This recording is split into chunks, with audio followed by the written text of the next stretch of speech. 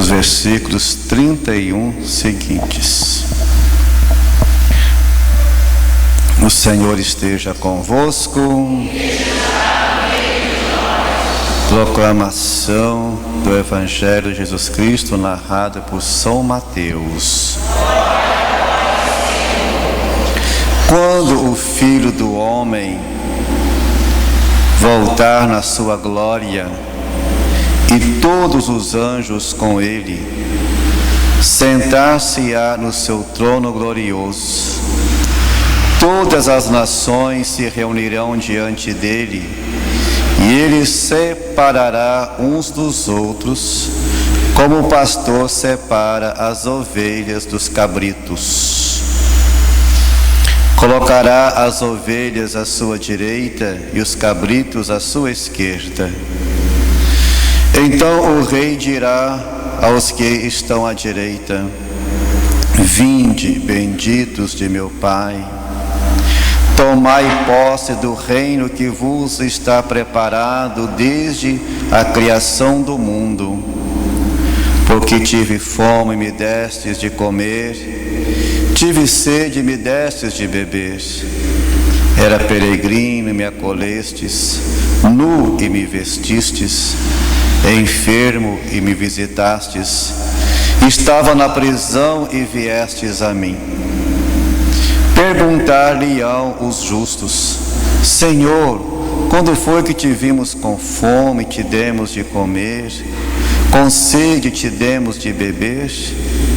Quando foi que te vimos peregrino e te acolhemos, nu e te vestimos? Quando foi que te vimos enfermo ou na prisão e te fomos visitar? Responderá o rei: Em verdade eu vos declaro, todas as vezes que fizestes isto a um destes meus irmãos mais pequeninos, foi a mim que o fizestes. Voltar-se-á em seguida para os da sua esquerda e lhes dirá: Retirai-vos de mim, malditos, ide para o fogo eterno destinado ao demônio e aos seus anjos. Porque tive fome e não me destes de comer, tive sede e não me destes de beber, era peregrino e não me acolhestes, nu e não me vestistes, enfermo e na prisão e não me visitastes. Também estes lhe perguntarão: Senhor, quando foi que te vimos com fome, com sede, peregrino, nu, enfermo ou na prisão e não te socorremos? E ele responderá: Em verdade eu vos declaro, todas as vezes que deixastes de fazer isso a um destes pequeninos, foi a mim que o deixastes de fazer. E estes irão para o castigo eterno, e os justos para a vida eterna. Palavra da salvação. Muito bem, queridos irmãos e irmãs, primeiro agradeço a vocês pelo convite. Desci a serra assim com muita alegria para estar com vocês. E hoje a nossa reflexão é sobre as obras de misericórdia, tanto corporal como espiritual. E olha como é difícil. Para mim é fácil celebrar a missa, para mim é fácil fazer reunião com as pessoas, fazer as pregações, mas como é difícil viver as obras de misericórdia. Para nós é fácil estar no cursilho, nas reuniões de cursilho e assim por diante, mas é difícil praticar as obras de misericórdia. No texto do livro Deus é Misericórdia, o capítulo que pediram que eu falasse para vocês, lá tem uma última frase de São João da Cruz: no entardecer da vida seremos julgados pelo amor. No final da vida seremos julgados pelo amor. E como é difícil amar, meus filhos. Como é difícil. Estou aqui falando para vocês, mas estou falando para mim também. Estou me questionando também. Como é difícil amar. Porque o amor que Jesus nos ensina é um amor totalmente gratuito. É um amor totalmente sem interesse nenhum. É um amor de doação, é um amor de entrega, é um amor realmente que salva. É um amor em que eu vejo o outro como alguém que merece o meu amor, né? É um amor com paixão. Compaixão entrar na pele do outro. Compaixão entrar no sofrimento do outro. Compaixão é fazer-se um com o outro. E para nós cristãos, nas nossas paróquias, como é difícil amar aqueles que nos procuram. Como é difícil. Porque muitos, infelizmente, buscam uma ajuda, mas uma ajuda assistencialista. E o amor, ele promove, o amor salva, o amor resgata, mas nem todos querem ser resgatados. Eu estou passando assim um momento muito difícil na paróquia onde eu cheguei agora, que tem muita gente pedindo. Se você deve passar por isso por aqui também, mas tem muita gente que aproveita a bondade da gente. Tem muitos aproveitadores. E nós muitas vezes quase que ajudamos para nos livrar das pessoas. Não é verdade? Nos livrar delas, mas não para promovê-las. Então é difícil. É difícil. E o assistencialismo coloca a pessoa na dependência. Isso passa de geração em geração. Vou contar para vocês uma historinha aqui, só para ilustrar um pouquinho das obras de misericórdia. Porque a própria palavra misericórdia significa dar o coração ao miserável, mas para que ele saia da miséria. Não pode ficar na miséria. O amor misericordioso de Deus por nós foi para nos tirar da miséria, nos tirar do pecado. O amor que nos salva. Então, as obras de misericórdia elas são para salvar, para resgatar as pessoas, para devolver a elas a dignidade. Então uma vez eu fui celebrar a missa para os assistidos, que a gente fala assistidos vicentinos, né? Eu acho que deveria ser aqueles que serão promovidos, mas para nós é difícil promover as pessoas também. Eu contei uma historinha que no final as pessoas que estavam para pegar a cesta básica não gostaram não, ficaram chateadas comigo. Que como diz na minha terra, a gente bate na cangaia para o burro entender. Vocês conhecem esse provérbio? Bate na cangaia para o burro entender. E eles entenderam mesmo, só que não aceitaram. Conta-se, o mestre e o discípulo estavam fazendo uma viagem. E o discípulo está aprendendo com o mestre. Um dia eles chegaram numa casa onde a família era muito pobre. Família pobre. Aí o sábio perguntou para aquela família: como que vocês vivem aqui? Uma pobreza danada? Aí o dono da casa, ele disse: olhe, sábio, nós temos aqui uma vaquinha. Essa vaquinha é que nos sustenta. Nós dependemos dessa vaquinha. A gente tira o leite dela, a gente bebe um pouquinho, vende, aí compra alguma coisinha para a gente sobreviver. E o discípulo ficou emocionado. Que vaquinha boa, hein? Essa vaquinha sustenta essa família. E quando eles saíram, logo um pouco depois da casa, viram a vaquinha. Aí o mestre disse: discípulo, joga essa vaquinha lá no abismo, no buraco. Disse: não posso, mestre, que isso? Não posso fazer isso não.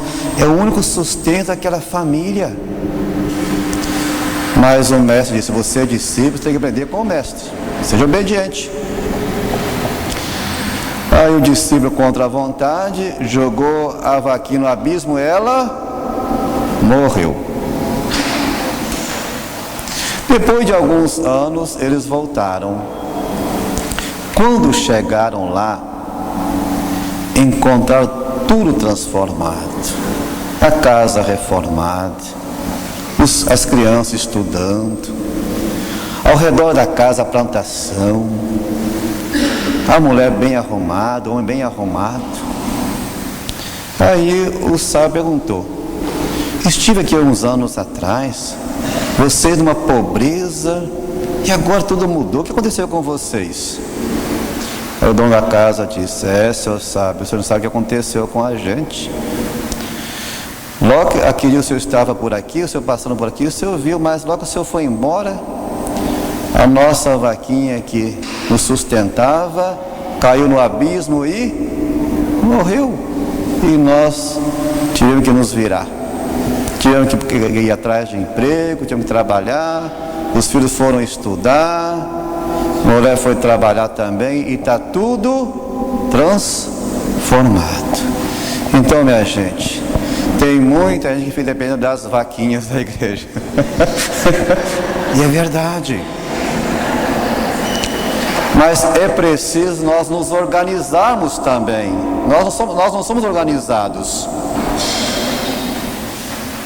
Precisa nos organizar. A paróquia tem que se organizar para promover as pessoas. Uma boa pastoral da saúde, a pastoral social, para que nós vivamos as obras de misericórdia, mas promova o povo.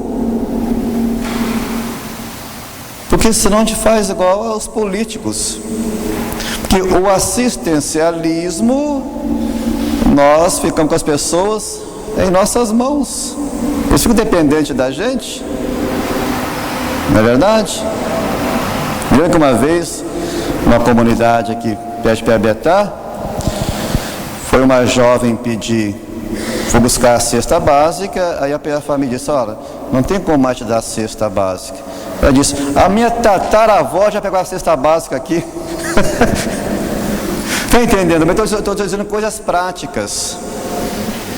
Então não é muitas vezes o povo, às vezes somos nós que nós não somos organizados, que nós não acompanhamos. Fazer um cadastro único, esse pega aqui, pega ali, assim vai. Lá em cima é uma confusão danada.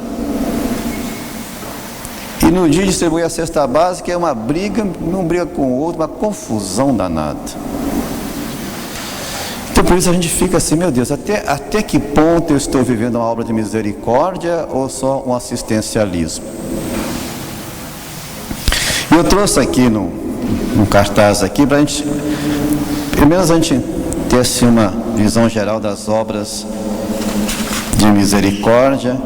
Primeiro, espiritual. Alguém pode segurar para mim aqui? Se segura para mim aqui, vai passando no corredor com o povo lendo. Vamos ler todo mundo junto em voz alta. Vamos assim, senão que está atrás não consegue ver. Qual a primeira obra? Aqui são as obras de misericórdia espiritual, que toca o espírito, que toca a alma. Vamos lendo. Qual a primeira obra?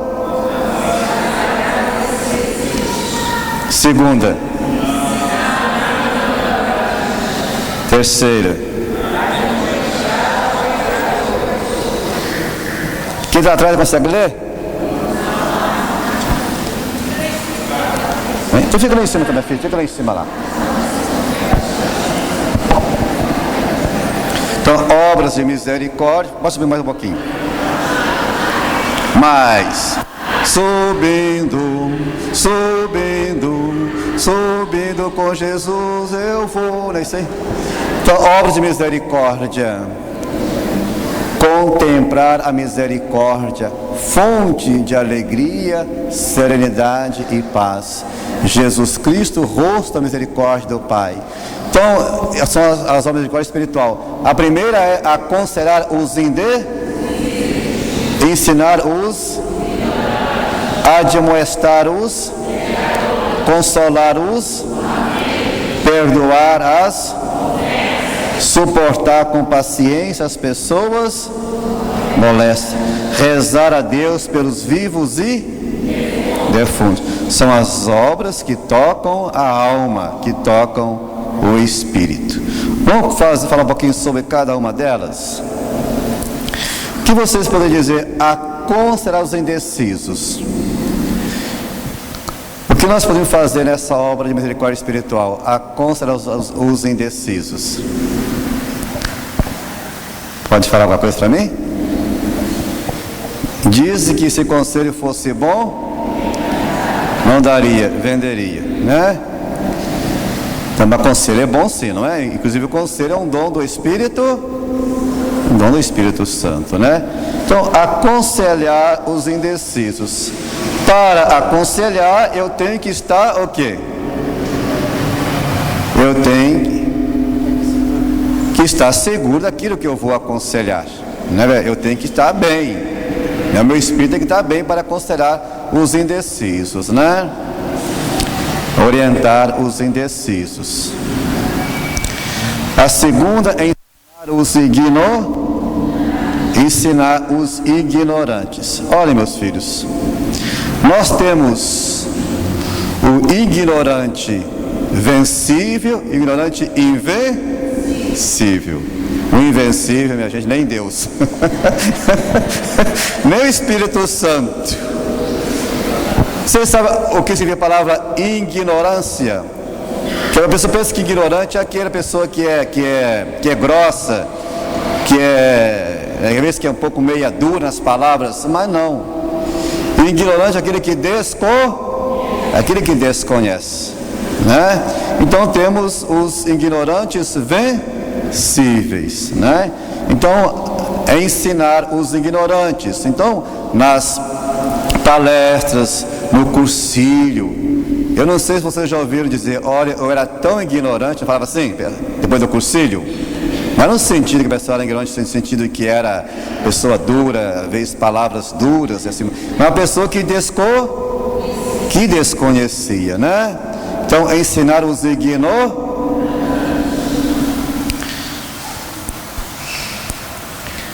Admoestar os pecadores. O que é admoestar? Chamar a atenção. Mas chamar a atenção com caridade. Porque às vezes a gente é muito duro também, minha gente. Já chega quase que acabando com a pessoa, né? Então, admoestar, chamar a correção fraterna. Uma vez eu estava lendo um livro que dizia o seguinte, achei interessante a comparação. Quando a pessoa vai sofrer uma cirurgia, quem que chega primeiro lá no centro cirúrgico? Lá já está o paciente, já deitado na cama já. Quem que chega primeiro? Não, ele já está lá já. O anestesista. O médico não corta logo direto, você vai pular, vai sair correndo no centro cirúrgico, não é assim?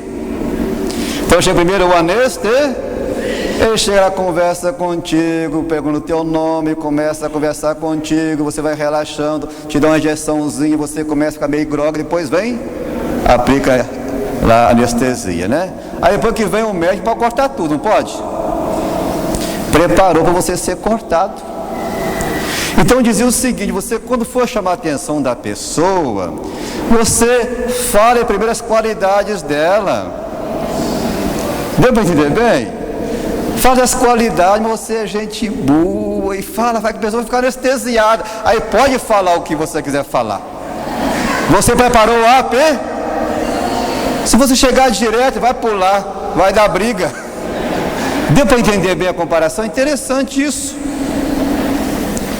Né? Você chama, meu amor, você é gente boa, mas depois, aí você já anestesiou para depois falar. Então, admoestar com carinho, com caridade e com paciência, que nós não temos, eu também não tenho. Como é difícil. A vontade é chegar logo já brigando, né? Aí você perde a razão e perde o fiel também. Perde tudo. Deu para entender bem? Então, admoestar os pecadores com caridade, com paz. Eu estava pensando hoje, quando o filho pródigo voltou, ele estava arrependido. E o pai deu uma bronca nele? Pelo contrário, o pai correu. O pai o avistou. Se o pai o avistou, é que o pai nunca deixou de olhar a direção onde ele foi. O amor de Deus fala com o amor de mãe. Se o filho vai, a mãe fica sempre olhando a direção que ele foi esperando. E o pai correu, colocou anel, sinal de comunhão. Colocou sandálias nos pés, sinal de libertação. Colocou a túnica, a graça, foi revestido da graça, e matou um boi magro, Berneto fazer o churrasco. Fez uma festa, mas ele voltou arrependido. Então a colher. Qual que é a outra? Consolar os aflitos. Minha gente, como tem gente aflita, não tem? Nós todos passamos por aflições. Eu passo por aflição. Quem que não passa por aflição, minha gente?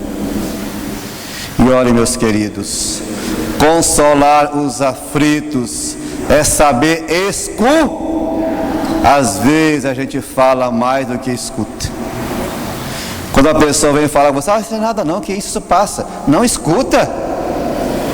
Você não tem fé não. Não fale isso, pelo amor de Deus.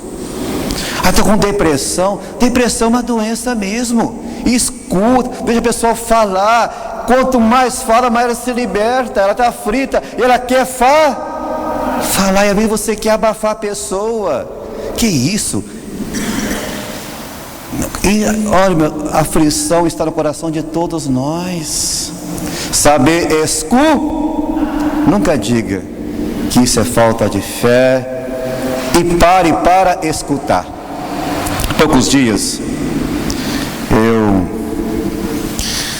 o ministro Sagrada Comunhão, e achei interessante que ele falou comigo: padre, às vezes a gente vai levar a comunhão para o doente, a gente é muito frio, a gente pega o rito e faz ali, logo chega, faz logo o rito, e o doente às vezes quer a gente é frio demais, não para, faz aquilo, enfia a comunhão na boca dele e vai embora logo. Está me entendendo bem? Às vezes você nem precisa rezar muito não, minha gente. É só o aí dá comunhão no final. Não fica escandalizado não, mas às vezes não é assim. A gente é muito ritualista, muito frio.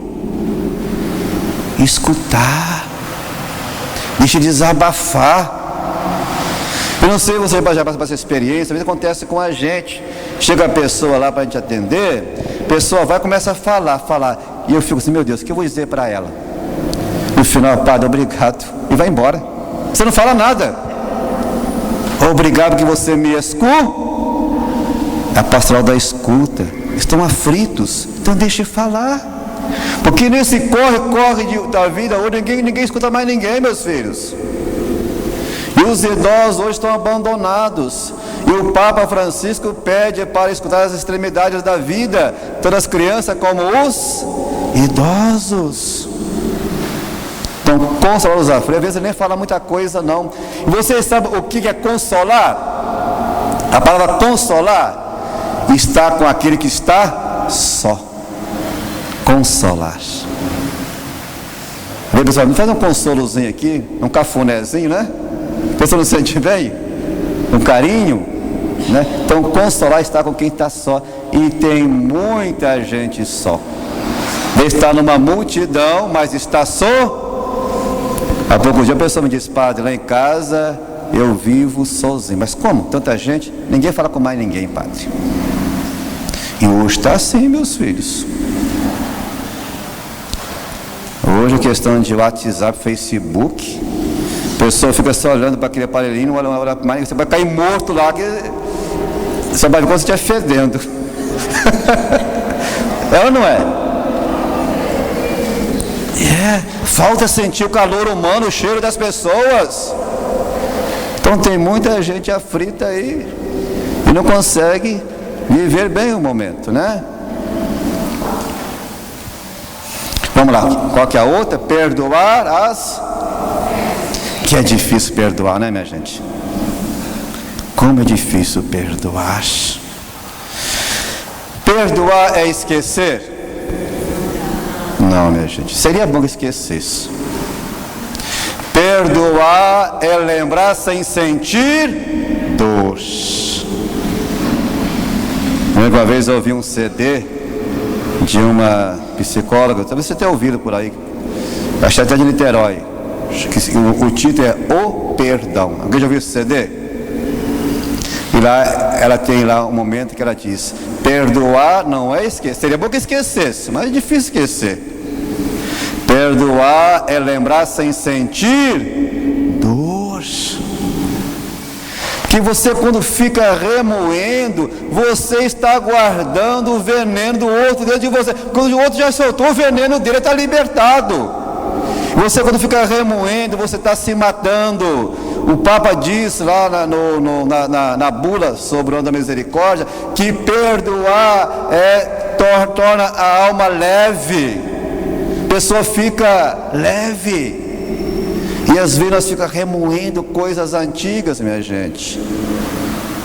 E vocês sabem, eu creio nisso, que muitas doenças físicas provêm da falta de... Eu já vi muita gente morrer de câncer por falta de perdão. Ficar remoendo. Eu tive uma experiência, não foi aqui nem em Pebetá, nem em Santo Antônio, isso logo no início do meu sacerdócio. Todo domingo eu queria a missa às 5 horas na comunidade, tinha uma senhora que veio reclamar comigo da sogra dela. E pelo amor de Deus, esquece tua sogra. Você casou, foi com teu marido, não foi com tua sogra. Porque ela era negra. Filho, o marido casou de você, ele gosta de você, você é negrinha dele, não é dela não. E a mulher reclama: pelo amor de Deus, pare com isso. Eu não te amo, ama, padre. Sua mãe ama, deixa a sogra para lá, porque tem sogra não é fácil não, minha gente. Feliz foi a dor que não tem sogra nem caminhão. Que não é fácil, porque elas influenciam muito. E olhe, a mulher morreu de câncer de estômago, porque não conseguia perdoar a sogra. Esquece a sogra. Deu para entender bem? Então perdoar pode até lembrar, mas lembrar sem sentir dor. Aí a psicóloga deu um exemplo. Ele disse: uma criança andando de bicicleta caiu e machucou o joelho e feriu bastante o joelho. Agora ele já é adulto, ele vê ali a marca, mas sente dor? Não tem mais dor. Também nós tem coisas que deixam marcas, mas não sentimos mais. Eu tenho aqui uma cicatriz desse lado aqui. Eu me lembro como que foi, era criança ainda, estava brincando, a minha tia me empurrou, caí na ponta do pilão. Você sabe o que é pilão? Onde soca arroz e feijão na roça? Aí machucou na roça, que tem muito de recurso, né? Aquilo deu berna, e foi uma confusão danada, quase que eu perdi as vistas. Está aqui, ó. Eu sinto dor hoje? Não sinto dor. Sinto mágoa da minha tia? Também não. Graças a Deus hoje tem até cirurgião plástico que tira até as marcas, né? O nosso grande cirurgião plástico é o Espírito Santo. Então perdoar as ofensas, meu filho, senão a gente fica sofrendo. Hoje fiquei tão feliz hoje, porque na vida de padre a gente machuca muita gente também, meus filhos. A gente é humano, a gente machuca muita gente. Eu já, em algumas reuniões, já fui muito duro com as pessoas. isso me faz um mal muito grande. Se pudesse voltar atrás, não tem como voltar atrás mais. Como diz, né? Palavra é igual flecha, depois que saiu não volta mais atrás. Então palavra fere mais do que uma bofetada, não fere? Por isso a gente tem que pedir muito a Deus o discernimento, né? Não é verdade? Então a gente, na vida a gente é muito duro. Então quando eu soube hoje com a pessoa que um tempo atrás, eu fui muito duro na reunião com ela, que ela quer me visitar. Eu falei, então vai, antes de terminar da misericórdia. Entendeu? Porque eu acho que é a melhor coisa de viver o perdão. Perdoar e ser perdoado. É isso que Deus quer de nós. Então, perdoar as ofensas. Suportar com paciência as pessoas molestas. O que é pessoas molestas? É isso, alguém falou certo aí. Pessoa chata. Gente chata tem em todo lugar, minha gente. Tem na tua casa, no teu trabalho, na igreja, no conselho. Tem ou não tem? Tem gente muito enjoado. Só de olhar para a cara dele, como diz a minha terra, o estômago já embrulha. Tem pessoas que você tem uma simpatia natural e uma antipatia natural. Então tem que suportar com paciência as pessoas molestas, pessoas chatas, todo lugar tem. Então, meu gente, sabe o que eu faço? Quando eu vejo que a pessoa vai me perturbar, vai fazer eu pecar, sabe o que eu faço? Eu dou um jeitinho de não ficar perto dela. Mas para evitar um mal maior, tornar-se um mal. Se você vê que não dá, porque minha gente, eu tenho uma coisa muito difícil dentro de mim, sabe o que é? Vocês conhecem a história do cacique que estava fazendo uma pregação para os índios? Aí ele parou e disse para eles: olha, meus índios, eu tenho aqui dentro de mim 2 cachorrinhos que estão brigando. Um cachorrinho bom e um cachorrinho mau. Aí o índio perguntou: mas cacique, qual o cachorrinho que vai vencer? Ele disse: aquele que eu alimentar. Nós todos, meus filhos, temos 2 cachorrinhos dentro de nós, um bom e um mau. Eu tenho um cachorro mau que perturba a gente, nosso temperamento. Coisa difícil é o temperamento nosso. Como é difícil, meu Deus. Eu sou muito bonzinho quando não mexe comigo. Não é assim? A gente é bonzinho quando não mexe.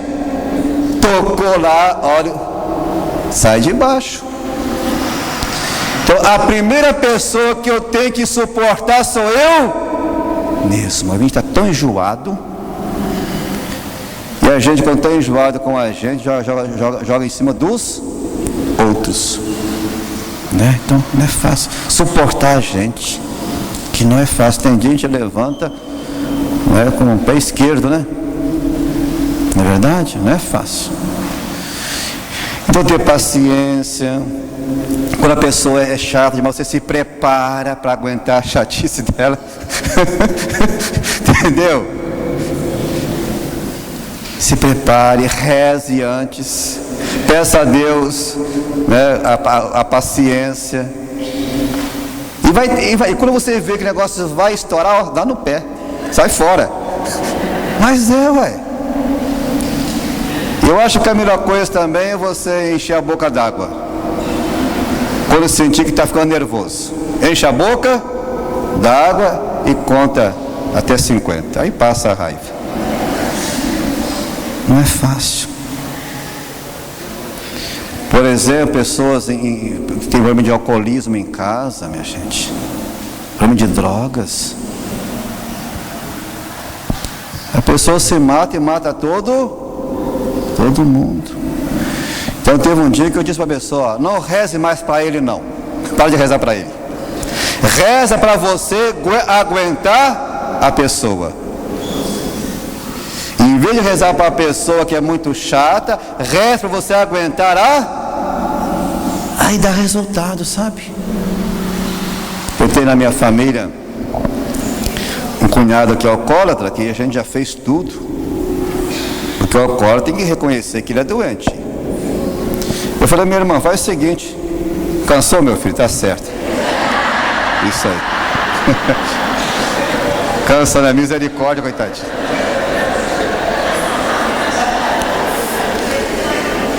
Eu castiguei também o menino, né? Então eu falei com a minha irmã, faz o seguinte, minha irmã e meus sobrinhos.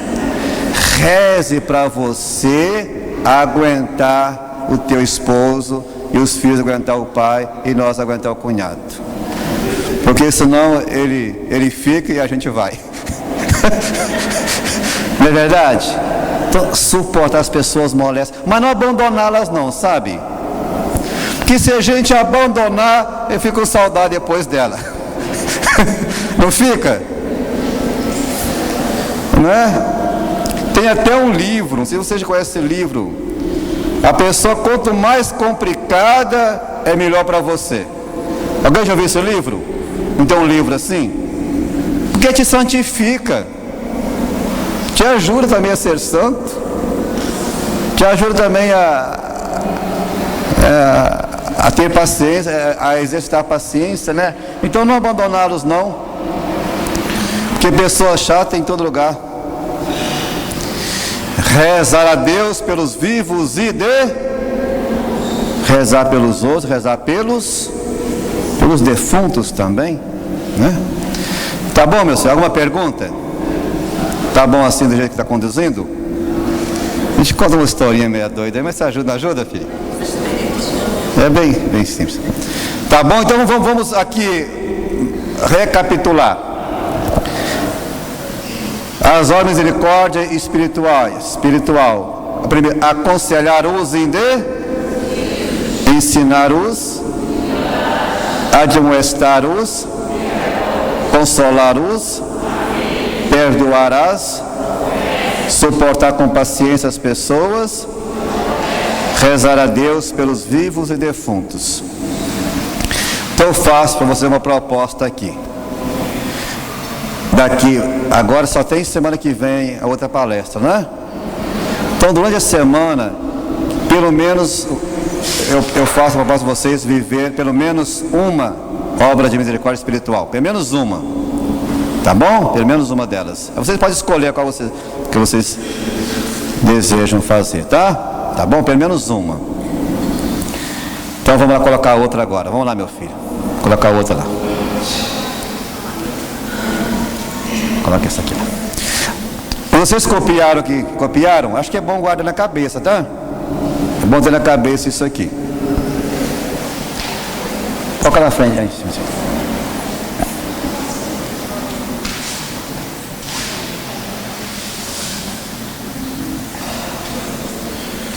Então, obras de misericórdia agora corporal. Porque a salvação, ela é uma salvação integral do corpo e da alma, né? Então qual que é a primeira? Dar de comer aos. Segunda, vestir, acolher, dar assistência, visitar, enterrar os. Essa aqui não quero que vocês façam não, da última não. Quero que ninguém morra. Mas se morrer, vamos lá. Então, dar de comer aos famintos. Fome não só de pão, meus filhos. Fome de amor também. Fome de carinho. Fome de Deus. Fome de Deus. Acho que o povo tem fome e fome de Deus, né? E uma coisa que eu sempre faço na paróquia, quando a pessoa pede comida, eu sempre faço o possível da comida. Às vezes nem come, quando você vai preparar comida, já vou embora já, né? Acho que a fome é triste ficar com fome, né? Aqui não só a fome material, mas também a fome de amor, a fome de amizade, a fome de carinho e assim por diante, né? Mas acontece muitas vezes isso. Às vezes a pessoa pede lá comida, né? Mas aqui, a vida aqui é um dinheiro para comprar comida. Então muito cuidado para dar dinheiro às pessoas também, que às vezes acabam usando dinheiro para outras coisas também, né? Então dar de comer aos famintos. Dá de beber aos sedentos. Até um copo d'água já é um gesto de caridade, né? Vestir os nus. O nus aqui não é, porque você não vê ninguém aí nu. Alguém vê alguém nu pela rua aí?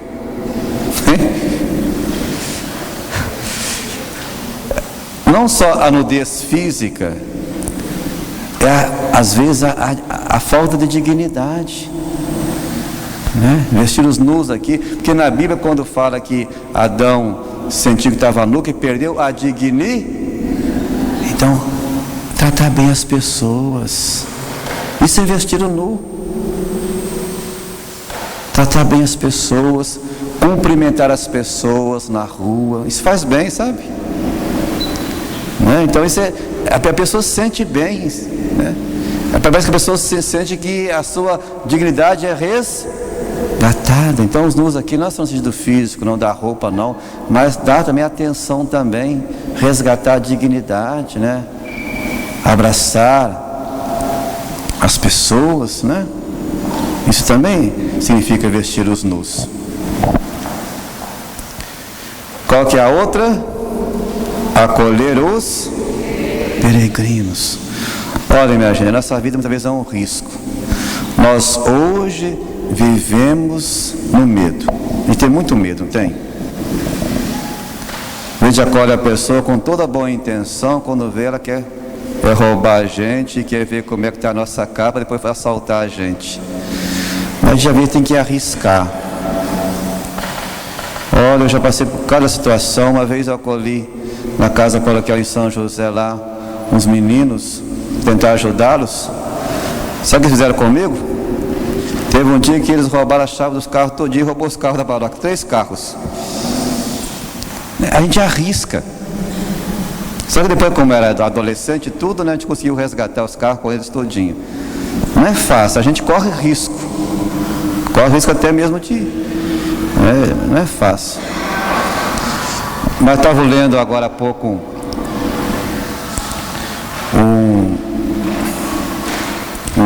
um texto de um livro. Estava falando sobre a situação lá daqueles que estão saindo lá da Síria, vindo para a Europa. Coisa triste, né? Então você acolher o peregrino, os imigrantes, né? Imigrante é aquele que sai, imigrante é aquele que migra, né?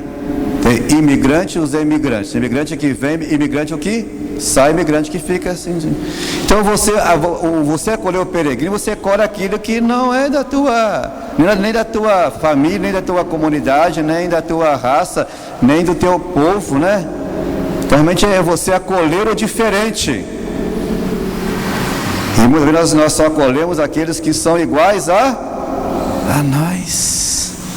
Nós olhamos a aparência. Se de repente estiver com a roupa um pouco meio surrada, ou de repente até mesmo com a cor da pele, assim, a gente acaba discriminando. Então acolher o peregrino é acolher o diferente, que sempre é um risco. E o Papa pede a uma igreja, mesmo que arrisca, mesmo que pode sofrer acidente pelas estradas, mas não deixar de arriscar. Que não é fácil, a gente tem muito medo, né? Tem muito medo. A gente passa aquela situação, uma vez, porque, olhe, vocês nem imaginam, mas nós padres, a gente é muito vulnerável. A gente é vulnerável demais, porque as pessoas pensam que só o padre e só a secretaria paroquial que tem que fazer caridade. E tem muitos que mandam para vai lá. Não todos nós, meus filhos. As pessoas pensam que é só o padre que tem que fazer obra de misericórdia. Todo cristão tem que fazer as obras de misericórdia. E manda para lá, joga para lá, você vai para lá, o padre vai te atender. E coloca em risco a vida da gente. Hoje era 2h30 da madrugada, eu fui chamado porque roubaram uma igreja lá em Petrópolis. Então e são pessoas que estão ali, os mendigos, tudo que não é fácil, né? que corre muito risco, mas a gente não pode deixar de arriscar. E pelo menos ouvir, dar atenção. Pelo menos ouvir um pouquinho, né? Você não pode fazer muito, mas faz um pouco. Por exemplo, agora está saindo para cá, aí chegou lá um rapaz: padre, eu quero um dia da passagem para eu ir para Caxias. Eu falei: rapaz, eu tenho magia agora, eu te levo comigo. Não, eu vou mais tarde. Entendeu? Mas é muita mentira, não é fácil. E se você disse, então você volta aqui mais tarde, eu te ajudo. Ele não volta mais. Não é fácil, né, gente? É difícil cumprir as obras da misericórdia. Não é fácil, eu volto mais tarde, né? O que eu faço agora? Eu não dou dinheiro, porque eu já passei por cada uma. Eu coloco dentro do ônibus. Mas eu não dou dinheiro. Eu vou lá, entro no ônibus com a pessoa, pago a passagem, ele passa a boleto e eu desço. Aí quando eles não procuram mais a gente. Eles não vão procurar mais, né? Mas qual seria? Olha, as nossas paróquias, nós deveríamos ter na paróquia um assistente social, um psicólogo, um psiquiatra, entendeu bem? Um médico, uma pastoral bem organizada e acolher para promover. E nós não temos essa estrutura, minha gente. O ideal seria isso. Isso seria o ideal. Para acolher o peregrino, para que ele deixe de ser Dá para ele um rumo na vida, porque tem muita gente perdida por aí.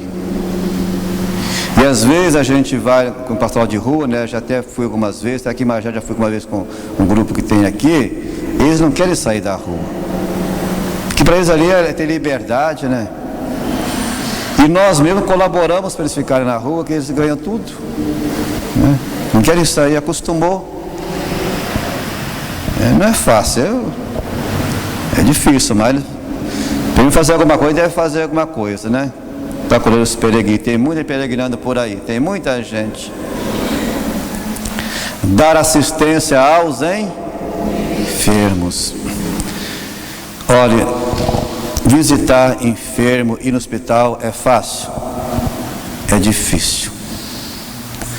Você quando decide, a gente dá até dor na barriga, não dá? Fica até... Mas depois que você vai, minha gente, você sente uma paz tão grande. E muitas vezes o enfermo te dá mais força do que você dá força para ele. Não acontece isso? Só de você ir lá visitar a pessoa, falar, parece que você sai mais fortalecido. Então, visitar os doentes. Tem muita doente abandonado por aí. E as famílias, tem muita família abandonando seus doentes. Não sei se vocês já fazem essa experiência. Quando vai levar comunhão para os doentes, os familiares nem participam. Ele está lá, vai lá. Ele nem fica com você, parece que... E às vezes chegou até a esconder o doente, falar que não pode receber aquela hora. E assim, isso acontece muito quando a gente leva comunhão para os doentes. Os familiares dificultam a gente. Ele nem ajuda, não participa com a gente. Não acontece muitas vezes isso? Né? E olha, meus filhos, assim como a pessoa está doente, a qualquer hora posso ficar doente também. A gente tem que pensar nisso, né? O que acontece com o outro pode acontecer comigo também. Assim como eu visito um enfermo, alguém um dia vai me visitar também, né? Visitar os presos, que coisa difícil. Primeira coisa, para entrar lá é um sacrifício danado, né? Alguém aqui faz parte da pastoral carcerária? Ninguém faz, não. Eu venho aqui no presídio, aqui, Romero Neto. Uma vez por mês eu venho aqui. Olha, a gente fica 2 horas lá.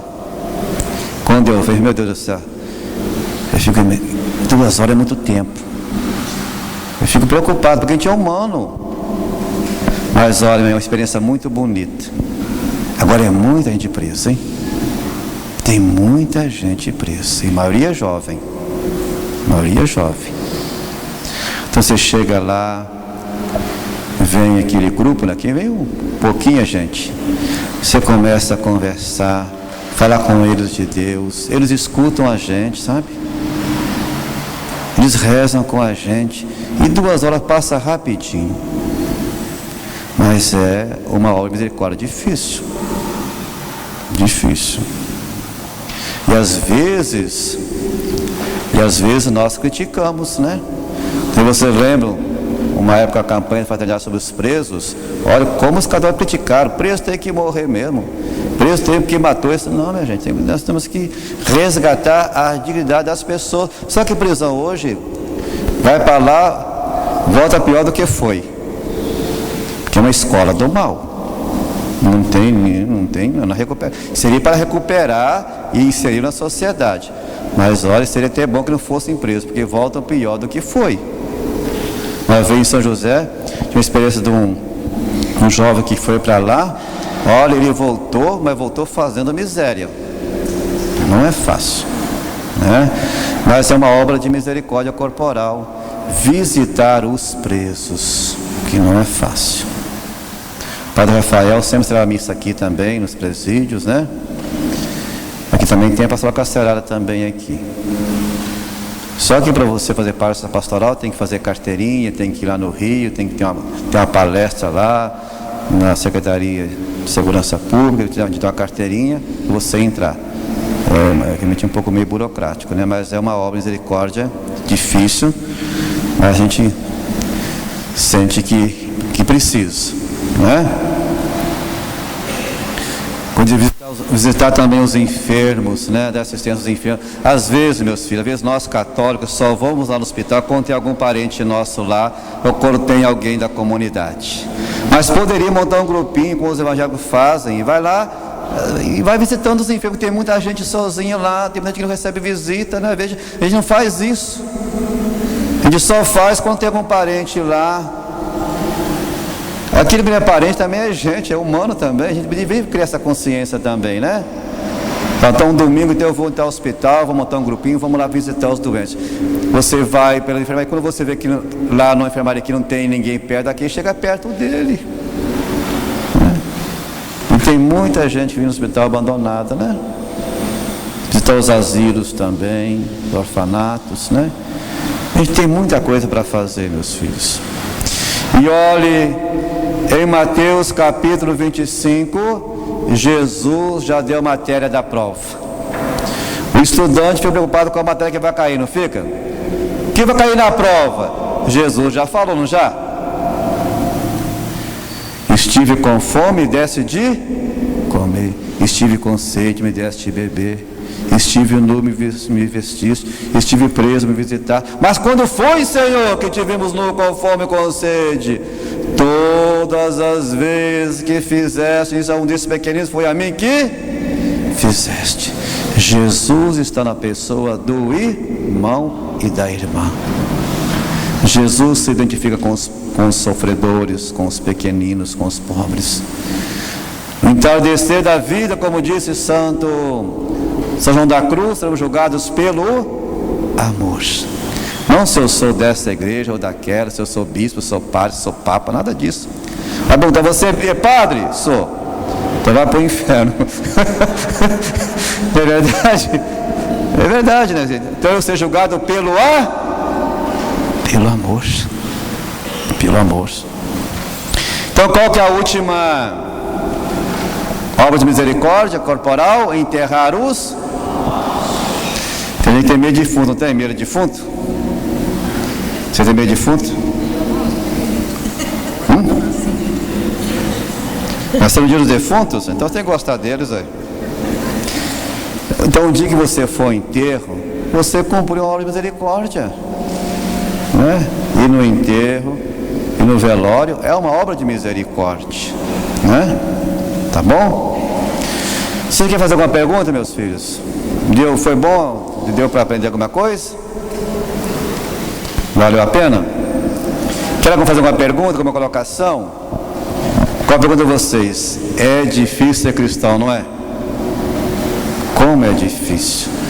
E olhe, meus filhos, Jesus foi um péssimo evangelizador. Jesus não sabia evangelizar, não. Quando alguém estava disposto a segui-lo, ia jogar um balde de água fria na pessoa. Não é assim? Quando lá uma mulher elogiou: feliz os seios que te amamentaram e o ventre que te gerou. Que respondeu: feliz são aqueles que ouvem a palavra de Deus e a colocam em prática. E sempre jogar um balde de água fria. Teve um lá que disse: Senhor, estou disposto a te seguir. O que ele disse?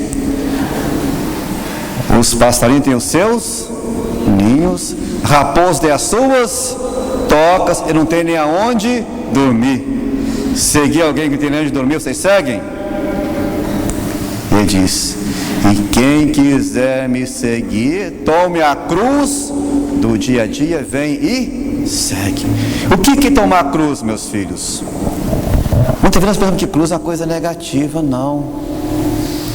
Cruz era instrumento de condenação, mas em Jesus, cruz é instrumento de salvação. E cruz é o altar do amor. A cruz é o altar onde Jesus se entregou por nós.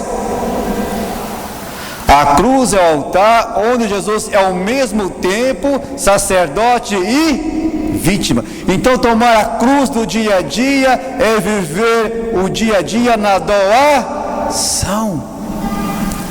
Tem um santo que fez uma comparação interessante. Talvez até alguns podem achar que é um pouco meio pornográfica, mas não é não. Teve um santo que diz que o leito da cruz é como um leito nupcial. O que acontece no leito nupcial? Um se entrega ao outro de corpo e alma.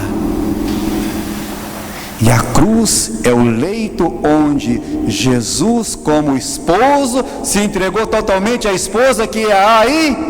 Uma comparação bonita, meus gente.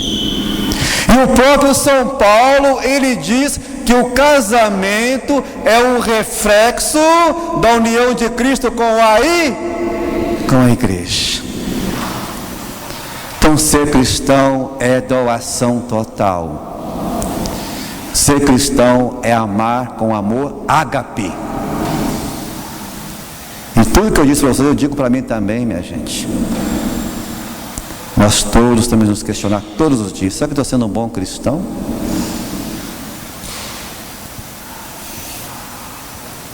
E Jesus mesmo disse no Evangelho, né? Senhor, nós pregamos em Teu nome. Senhor, nós fizemos isso, fizemos aquilo, e eu não vos conheço. Não vos conheço. Não vos conheço. Né? Então, peçamos a Deus a graça de nós vivemos pelo menos, eu creio que é difícil viver todas as 10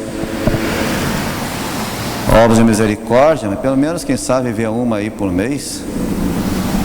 No final da vida a gente está bem melhor, não está? Eu li um livro um tempo atrás, conversando sobre oração, que o autor dizia o seguinte: eu, para melhorar um defeito meu, eu levo 5 anos para melhorar, porque mudar é difícil. Levo 5 anos. Então, se eu procurar lutar durante 5 anos para mudar, para melhorar um defeito, no final da vida estarei bem melhor. Estarei bem melhor no final da vida, né? Tá bom?